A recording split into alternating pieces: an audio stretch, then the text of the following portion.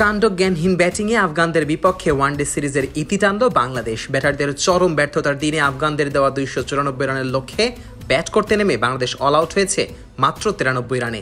আর তাতে করে সিরিজ হার তো বটেই, বরং হোয়াইট ওয়াশ হয়েই দেশে ফিরতে হচ্ছে মিরাজ শান্ত হৃদয়দের। আবুধাবিতে সিরিজের শেষ ম্যাচেও টস ভাগ্য সহায় হলো না বাংলাদেশের। আগের ম্যাচের মতো এবারও টসে জিতে ব্যাটিংয়ের সিদ্ধান্ত নিলেন আফগান অধিনায়ক হাশমাতুল্লাহ শাহিদি। এদিন একাদশে 4টি পরিবর্তন এনে মাঠে নামে টাইগাররা। দলে ফেরেন মোহাম্মদ নাইম শেখ, শামীম হোসেন পাটোয়ারি, হাসান মাহমুদ ও নাহিদ রানা।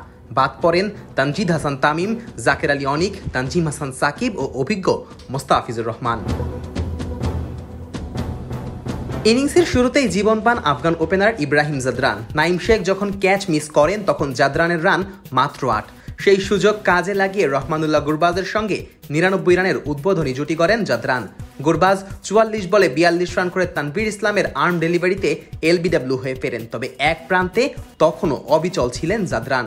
আগের ম্যাচে 95 রান করা এই ওপেনার এদিনও খেলেন 111 বলে 95 রানের ইনিংস। এবারও 3 অঙ্ক ছোঁয়া হলো না।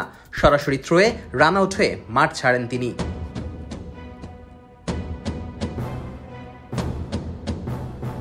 জাদরানের ব্যাটে ভর করেই শক্ত ভিত গড়ে তোলে আফগানিস্তান। যদিও মাঝের ওভারে কিছুটা নিয়ন্ত্রণে ফেরে বাংলাদেশ।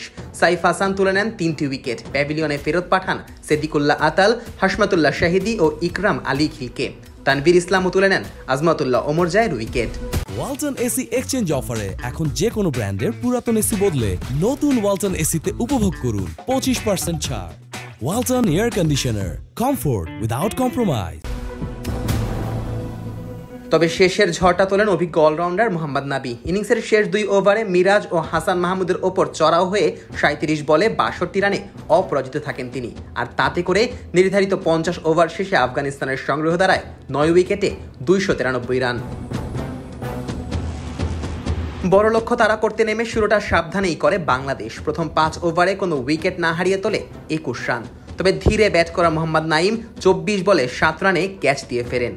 ওয়ান ডাউনে নামা নাজমুল হোসেন শান্ত 2 অঙ্ক ছুঁতে পারেননি।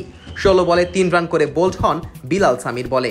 তাওহিদ হৃদয়ও রশিদের বলে বোল্ড হয়ে ফেরেন ব্যক্তিগত 7 রানে। তবে এক প্রান্ত আগলে রেখে খেলছিলেন সাইফ, কিন্তু অর্ধশতক থেকে মাত্র 7 রান দূরে রশিদের শিকার হয়ে ফেরেন এই ওপেনার। সাইফের বিদায়ের পর লাইন ধরে প্যাভিলিয়নের পথ ধরেন লোয়ার মিডল অর্ডার ও লোয়ার অর্ডারের ব্যাটাররা।